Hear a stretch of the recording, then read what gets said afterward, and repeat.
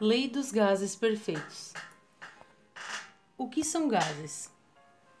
O estado gasoso é um dos três estados físicos da matéria. Os gases estão presentes em nosso cotidiano. São fundamentais para os animais e vegetais e também para o desenvolvimento da sociedade, estando presentes em indústrias e meios de transportes, por exemplo. Eles são constituídos por moléculas, menos os gases nobres, que são constituídos por átomos isolados, que não possuem volume fixo e se misturam em qualquer proporção. Podemos citar alguns exemplos de gases presentes em nosso dia a dia, como o nitrogênio e oxigênio, que constituem o ar que nós respiramos. O dióxido de carbono, que é um dos principais gases causadores do efeito estufa. O gás natural, sendo uma fonte de energia mais limpa. Gases ideais. Por não conseguirmos ver as moléculas e os átomos que formam os gases, físico-químicos nos séculos 17 e 19 criaram um modelo conhecido como teoria do gás ideal, sendo um modelo de gases idealizados, ou seja, que não existem na prática. Esses gases eram constituídos por partículas perfeitamente esféricas, que apresentam a forma e o volume do recipiente que as contém.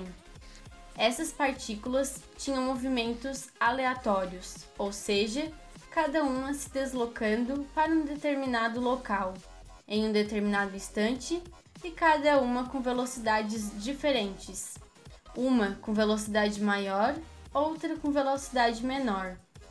Essas partículas também se chocavam com as paredes do recipiente, e umas com as outras de forma perfeitamente elástica, ou seja, sem perder energia. Elas também não interagem entre si, somente nestes momentos de colisão.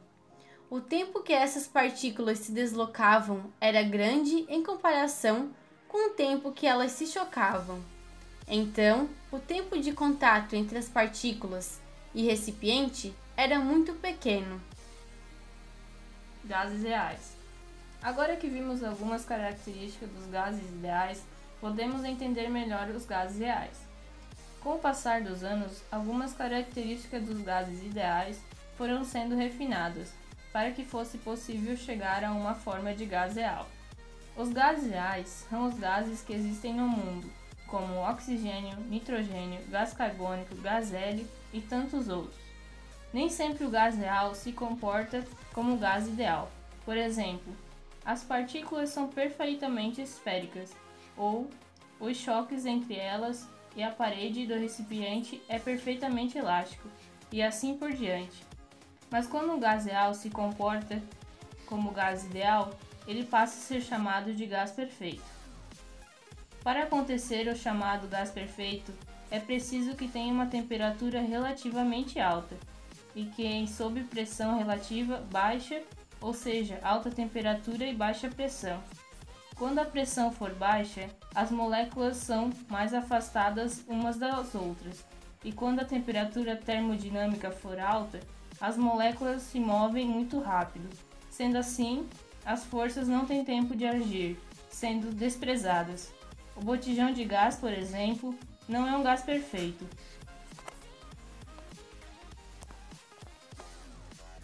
Gases perfeitos.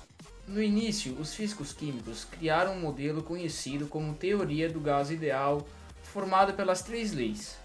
Lei de Boyle, transformação isotérmica, com a fórmula P vezes V igual a K1. A lei de Guy-Lussac, transformação isobárica, tendo a fórmula V igual a K2 vezes T. E a lei de Charles, transformação isotérmica, tendo a fórmula P igual a K3 vezes T. Equação de Clapeyron. A equação de Clapeyron foi formulada pelo físico-químico francês Benoît Paul Émile Clapeyron.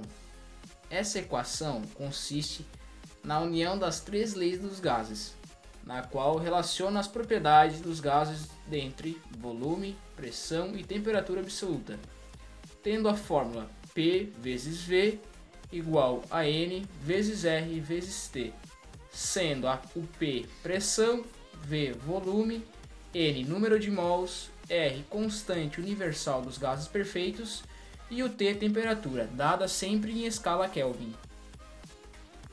Constante R. A constante dos gases R deve ser utilizada de acordo com as unidades de pressão, volume e temperatura. A tabela a seguir demonstra alguns valores da constante para diferentes unidades de pressão e volume. Sendo pressão em atm, volumes em litro, a sua constante vai equivaler a 0,0820 atm. Pressão em pascal, volume em metros cúbicos, sua constante equivale a 8,314 pascal.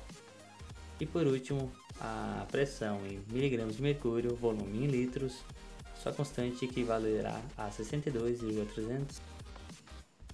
E agora alguns exemplos. É dia de sol e você está passeando à beira-mar. Nesse dia a temperatura está a 28 graus Celsius, não muito quente. Então se depara com um vendedor de balões. Sabe-se que o gás contido nesses balões é o hélio, e ele faz com que o objeto se mantenha suspenso no ar. Suponhamos que em um balão contenha 44 gramas de gás hélio, gás perfeito, a uma pressão de 2,5 vezes 10 na 2 K pascal. Qual seria o volume deste balão? Alguns dados. Massa molar do elemento hélio equivale a 4 gramas por mol. A constante R equivale a 8,31 K pascal. E o problema nos consta que a massa do gás no balão é 44 gramas. A temperatura é 28 graus Celsius mais 273 para atingir a temperatura 301 Kelvin. A pressão equivale a 2,5 vezes 10 na 2 K pascal. E você deseja encontrar o volume. Tendo assim a equação no estado dos gases perfeitos, PV igual a N vezes R vezes T, a gente consegue transformá-la em PV igual a M vezes R vezes T. Isolando a incógnita V, volume procurado, temos V igual a M vezes R vezes T, dividido por M vezes P. O volume será igual a 44 vezes 8,31 vezes 301, que resultará em 4,2,5 vezes 10 na 2. O volume encontrado será 110 litros. Em mais um exemplo, uma amostra gasosa ocupa 6,5 litros de um recipiente e exerce uma pressão de 760 mg de mercúrio a uma temperatura de 127 graus Celsius. Calcule a quantidade de mols contidos nessa amostra. Os seguintes dados são: pressão igual a 760 mg de mercúrio, volume é igual a 6,5 litros e a temperatura é 127 graus Celsius mais 273 para achar 400 Cal. Como a pressão foi dada em miligramas de mercúrio, vamos usar o valor da constante R igual a 62,3. Utilizando a fórmula de Clapeyron, a gente consegue encontrar o número de mol igual a 0,198 mols. Exemplos práticos. Compressor de ar comprimido.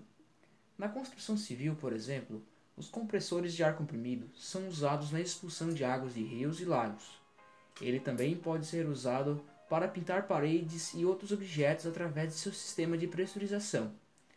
Uma outra aplicação do ar comprimido pode ser vista onde é usado para encher pneus de tratores e implementos agrícolas, bem como a limpeza dos mesmos.